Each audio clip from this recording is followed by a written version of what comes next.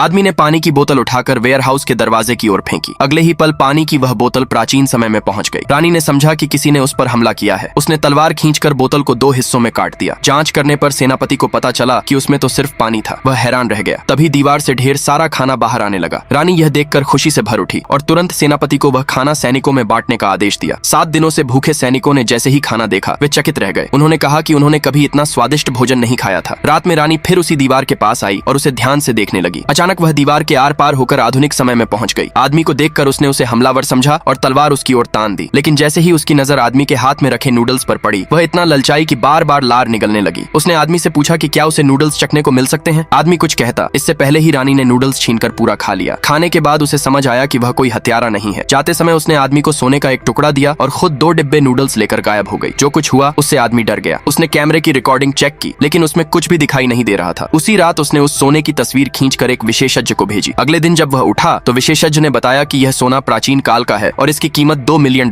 है। आदमी यह सुनकर लगभग गिर ही पड़ा। तभी रानी फिर सामने 2 आ गई और आते ही उसे गिरा दिया। वह सोना, चांदी और कई कीमती गहने लेकर आई थी और बोली कि वह खाना खरीदना चाहती है। यह देखकर आदमी ने तुरंत कहा कि वह वेयर हाउस से जो चाहे ले सकती है। धीरे धीरे दोनों एक दूसरे को समझने लगे और आदमी को पता चला कि रानी सच में प्राचीन काल से आई थी। रानी की भलमनसाहट देखकर आदमी उसके प्यार में पड़ गया। वह अक्सर रानी की मदद करने लगा और आधुनिक सामान भेजता रहा। उसने पानी की सप्लाई के लिए पाइप भी लगा दिया और कई तरह के आधुनिक खाने भी भेजे। लेकिन एक दिन रानी ने बताया कि उसके राज्य पर हमला हो गया है और उसने आदमी से मदद मांगी। तब आदमी ने उसे एक खास हथियार दिया। अगले दिन दुश्मन रानी को शहर के दरवाजे पर हार मानने का आदेश देने लगे। रानी ने वह यंत्र निकाला जो आदमी ने दिया था और दुश्मनों की ओर निशाना साधा। दुश्मन रानी का मजाक उड़ाने लगे। उन्हें भरोसा था कि कोई भी तीर इतनी दूर तक नहीं जा सकता। मगर अगले ही पल रानी ने तीर चलाया और वह सीधे एक दुश्मन को गिरा गया। यह देखकर बाकी दुश्मन डर के मारे भाग खड़े हुए।